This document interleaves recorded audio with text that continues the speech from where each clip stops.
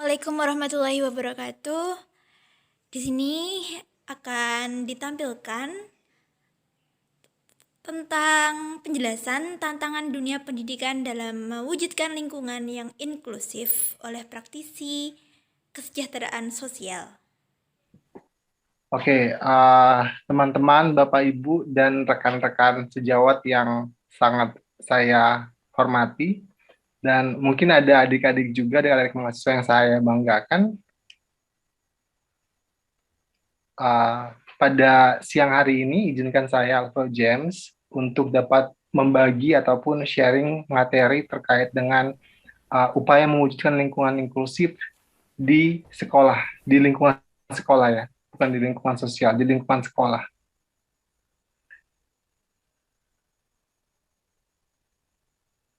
Oke, outline yang akan kita bahas itu pertama biodata, latar belakang, permasalahan inklusivitas utama yang ada pada lingkungan pendidikan, ada inklusif itu seperti apa, manfaat inklusif, dan terakhir adalah upaya yang dapat kita lakukan secara bersama-sama, secara kolektif.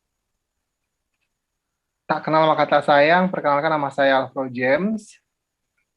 S1 saya dari Politeknik Kesejahteraan Sosial, Bandung.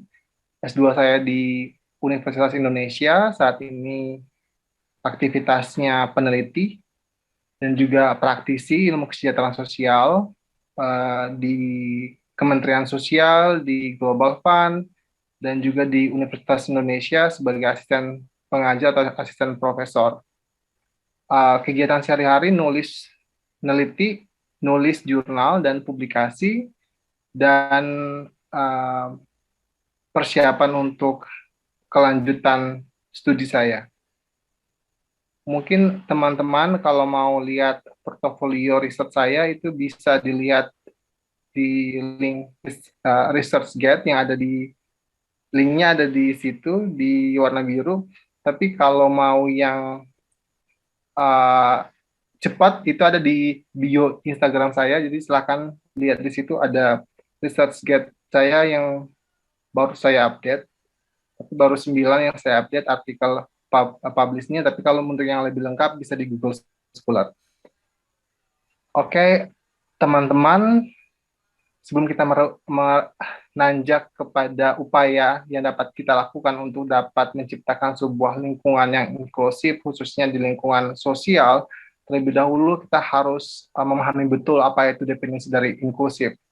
Ini definisi inklusif yang saya citasi dari publikasi jurnal di tahun 2009 yang dilakukan oleh Mirelle, Chris Clare, Justin Powell, dan Ineke Kate. Jadi ketiga tokoh ini mendefinisikan inklusivitas itu dengan secara general ada empat terminologi. Namun yang saya masukkan dalam PPT kali ini itu ada tiga. Pertama, sebagai inklusivitas dalam spesifikasi individualis secara definisi, terus yang secara spesifik sifatnya mikro, terus yang kedua general individualisasi, terus yang ketiga secara definisi oleh komunitas. Kalau berbicara terkait definisi yang spesifik individual, inklusif itu adalah sebuah pertemuan antara sosial dan academic needs ataupun kebutuhan akademik dari siswa dengan kondisi disabilitas atau dengan kondisi yang memerlukan perlindungan, memerlukan penanganan ataupun kebutuhan khusus. Terus kalau misalnya berbicara terkait dengan individualisasi secara umum atau general, inklusif itu sebagai sebuah pertemuan antara sosial dan academic needs untuk seluruh siswa. Nah, yang ketiga dari definisi dengan tataran komunitas, dia berpendapat bahwa inklusif itu sebuah uh, upaya untuk membuat komunitas dengan karakteristik yang spesifik seperti itu. Nah, Teman-teman kalau berbicara terkait dengan definisi ini, sebenarnya inklusif itu secara general itu terkait dengan equality. Jadi setiap individu itu memiliki kesempatan ataupun hak yang sama untuk dapat mengakses sebuah fasilitas. Nah, kalau berbicara di lingkungan pendidikan, maka kita akan lebih spesifik berbicara terkait dengan inklusif pendidikan atau educational inclusive. Nah, yang definisi inklusif yang ada sekarang ini yang dibuat oleh 3 tokoh tadi di 2019 ini lebih spesifik kepada inklusif yang berada di lingkungan sekolah seperti itu. Teman-teman, kalau misalnya ada pertanyaan ataupun ada sanggahan kayak itu mungkin bisa langsung ke chatcom atau chat box. Jadi kalau misalnya ada pertanyaan, saya bisa langsung menjawab. Jadi tidak mesti harus menunggu presentasi saya selesai. Oke. Teman-teman, um, sangat menarik apabila berbicara terkait dengan kondisi dari pendidikan yang inklusif yang ada di Indonesia. Sebenarnya Indonesia itu sudah mulai menerapkan pendidikan inklusif di pertengahan tahun 2014 dan itu mulai diresmikan di 2015 secara masif oleh pemerintah dan secara praktik ini memberikan dampak antusias yang baik banget dari masyarakat karena teman-teman ataupun keluarga yang memiliki anggota keluarga penyandang disabilitas itu tidak mesti harus jauh-jauh mengakses pendidikan karena dia bisa memasukkan anak dia ke fasilitas pendidikan. It means itu adalah SD, SMP, SMA terdekat yang ada di lingkungan mereka. Namun pelaksanaannya itu ada beberapa hal yang terjadi dan ini menjadi latar belakang kenapa kemudian tujuan dari upaya untuk mewujudkan lingkungan yang inklusif di sekolah itu masih terbentur ataupun masih mengalami tantangan dan hambatan. Poin pertama, ini by research, jadi ini ada beberapa hasil jurnal yang mengatakan bahwa bullying ataupun perundungan dengan latar belakang situasi fisik sering terjadi di sekolah. Jadi teman-teman yang kemudian memiliki kondisi khusus tadi, memiliki kondisi disabilitas tadi, itu kemudian menghadapi tindakan perundungan dari teman-teman ataupun peer group-nya yang seharusnya memberikan support, tapi malah memperoleh treatment yang tidak tepat. Bahkan beberapa kasus itu mengatakan bahwa ada orang tua yang kemudian mereject keputusan ataupun kebijakan dari sekolah untuk memasukkan anak mereka yang tanda kutip secara fisik normal dengan anak yang dalam tanda kutip memiliki kebutuhan khusus ataupun penyandang disabilitas. Jadi ini dapat memberikan gambaran ataupun meng-capture secara general bahwa kesadaran dari masyarakat Indonesia terkait dengan hak yang sama yang harus diperoleh ataupun harus didapatkan oleh penyandang disabilitas itu masih rendah. Nilai-nilai toleransi kita khususnya orang tua yang memiliki anak yang ada di sekolah yang menjunjung tinggi nilai inklusif itu masih rendah. Jadi ini bukan salah sistem sekolah, tapi ini lebih kepada ilmu pengetahuan ataupun kognitif dari orang tua itu sendiri terkait dengan pemahaman dia tentang penyandang disabilitas. Terus yang kedua adalah masih banyak sekolah yang belum bisa menerima anak yang berkebutuhan khusus. Ini menarik banget, walaupun program ini itu sudah diperundang-undangkan ataupun sudah ada undang-undang yang jelas ataupun peraturan yang jelas, namun masih ada juga beberapa sekolah yang masih menolak anak yang memiliki kebutuhan khusus ataupun penyandang disabilitas. Jelas karena sekolah paham sekali bahwa anak berkebutuhan khusus tentu treatmentnya itu tidak bisa disamakan dengan anak lain sehingga mereka berkaca terkait dengan fasilitas, mereka tidak mampu untuk kemudian mengcover situasi ini, terlebih dengan keterampilan dari guru-guru yang ada ataupun SDM-SDM yang ada itu belum memiliki kapabilitas yang sesuai dengan kriteria untuk dapat mentreatment anak-anak berkebutuhan khusus di sekolah tersebut, yang notabene mayoritasnya adalah anak-anak dalam tanda kutip normal. Terus yang ketiga adalah masih jarangnya sekolah yang mau menerima peserta didik dengan hambatan baik fisik, intelijensi, emosional, dan sosial.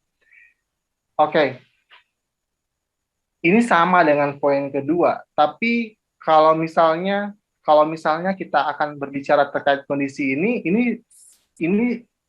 besar kemungkinan karena adanya situasi kesadaran dari pihak sekolah bahwa SDM mereka atau SDM sekolah itu belum mampu untuk dapat menerima anak yang berkebutuhan khusus ataupun penyandang disabilitas baik dari sisi fisik, intelijensi, emosional, dan sosial. Karena disabilitas itu spesifikasi jenis ataupun taraf disabilitasnya itu berbeda-beda. Sehingga ini tentu akan memberikan tantangan tersendiri bagi pihak sekolah untuk dapat memberikan standar yang sama kepada penyandang disabilitas dengan anak-anak yang normal, seperti itu. Yang keempat adalah beberapa sekolah yang telah memenuhi syarat menjadi sekolah inklusif masih subjektif dengan mementingkan beberapa aspek pandangan saja tanpa kesiapan yang menyeluruh. Ya, jadi jelas bahwa pihak sekolah pun dia harus melakukan assessment. Namun ternyata di lapangan masih ada nilai-nilai subjektif, di mana nilai-nilai subjektif itu seperti adanya ketentuan rasio yang sudah ditentukan oleh pihak sekolah sendiri. Jadi pihak sekolah mungkin secara otonom mereka punya hak untuk dapat membentuk peraturan yang berlaku di sekolah tersebut. Sehingga mereka kadang sedikit menyalahgunakan hal tersebut dengan memberikan porsi kepada penyandang disabilitas. Berapa penyandang disabilitas yang dapat mereka terima dan di kelas mana, seperti itu. Selanjutnya adalah sangat kurangnya guru yang berlatar belakang S1 pendidikan khusus berkaitan dengan layanan pendidikan bagi anak berkebutuhan khusus. Ini menjadi tantangan ataupun ini menjadi kondisi yang cukup dilematis karena peraturan yang sudah ditentukan itu belum disesuaikan dengan taraf ataupun derajat pendidikan dari SDM, yakni guru itu sendiri. Dan ini sebenarnya PR yang sangat besar bagi negara dan khususnya bagi teman-teman yang berada ataupun bekerja di lingkungan pendidikan, seperti itu. Dan ini yang patut disadari betul bahwa harus ada upaya terkait dengan peningkatan sumber daya manusia ataupun keterampilan sumber daya manusia, khususnya guru, agar memiliki kemampuan yang dapat memberikan treatment yang tepat pada anak berkebutuhan khusus, sehingga anak berkebutuhan khusus itu bisa memenuhi kebutuhan pendidikan mereka di sekolah tersebut. Selanjutnya adalah kurangnya kesadaran masyarakat dengan adanya anggapan bahwa anak-anak berkebutuhan khusus bisa menular. Ini menjadi salah satu jurang pemisah antara ABK atau anak berkebutuhan khusus dengan anak normal pada umumnya. Itu tadi, poin pertama yakni adanya stereotype. Masih banyak banget stereotype yang ada di masyarakat bahwa anak berkebutuhan khusus itu adalah anak yang kondisinya itu kemudian bisa menular seperti penyakit ataupun seperti virus atau bakteri kepada teman-temannya, ataupun anak berkebutuhan khusus atau anak penyandang disabilitas itu bisa jadi adalah bentuk dari karma yang dilakukan oleh orang tuanya, dan stereotip ini kemudian memberikan jurang kesenjangan yang begitu luas sehingga apa yang diketahui oleh orang tua dari anak-anak normal tersebut kemudian dicoba untuk disosialisasikan ataupun ditanamkan oleh orang tua kepada anak-anak mereka, dan akhirnya anak-anak mereka melakukan tindakan yang tidak sesuai dengan moralitas ataupun nilai-nilai norma yang ada di masyarakat terkait dengan bagaimana mentreatment ataupun bagaimana melakukan interaksi dengan anak berkebutuhan khusus ataupun anak penyandang disabilitas. Nah, di dunia itu sesungguhnya ada yang disebut dengan indeks inklusivitas. Indeks inklusivitas ini sendiri diberikan kepada dibentuk ataupun diadakan oleh dunia di bawah naungan World Bank dan juga ada dari WHO untuk dapat mendorong negara-negara di dunia agar segera ataupun mempercepat upaya mempromosikan inklusivitas yang ada di seluruh dunia. Dan indikatornya itu ada kurang lebih ada 6. Pertama, out-group violence atau kekerasan di luar grup atau komunitas. Maksudnya adalah contoh kasusnya ini mungkin ada dalam kelompok sekolah yang mayoritasnya itu adalah ada anak-anak yang normal, sementara ada anak yang tidak normal. Nah, atau dalam arti kata anak berkebutuhan khusus atau penyandang disabilitas. Nah, anak-anak yang normal kondisinya ini mencoba untuk melakukan tindakan agresif ataupun tindakan perundungan kepada anak-anak yang disabilitas dengan mengejek ataupun menghina kondisi dari anak penyandang disabilitas tersebut. Ini adalah contoh out-group violence. Terus yang kedua adalah political representation, keterwakilan politik. Jadi dalam indeks inklusivitas dunia, rasio keterwakilan politik itu sangat penting. Karena politik itu outputnya adalah kebijakan.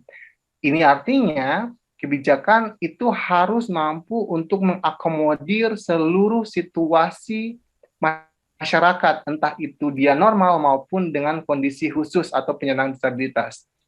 Nah, oleh sebab itu, berbicara terkait dengan kondisi ini, maka sudah sewajarnya kemudian ada ketentuan di mana rasio keterwakilan politik penyandang disabilitas itu harus ada di Dewan Perwakilan seperti itu. Itu sebagai corong bagi penyandang disabilitas untuk dapat menyuarakan sebenarnya kebutuhan apa yang harus kemudian diimplementasikan ataupun diletakkan dalam instrumen kebijakan yang ada di baik tataran kabupaten, kota, provinsi maupun nasional, atau mungkin yang lebih kecil lagi tataran RT, RW, desa ataupun kelurahan seperti itu. Terus yang ketiga adalah income inequality atau ketidakadilan pendapat. Mungkin teman-teman di sini pernah mendengar terkait dengan rasio Gini. Ini relate isunya rasio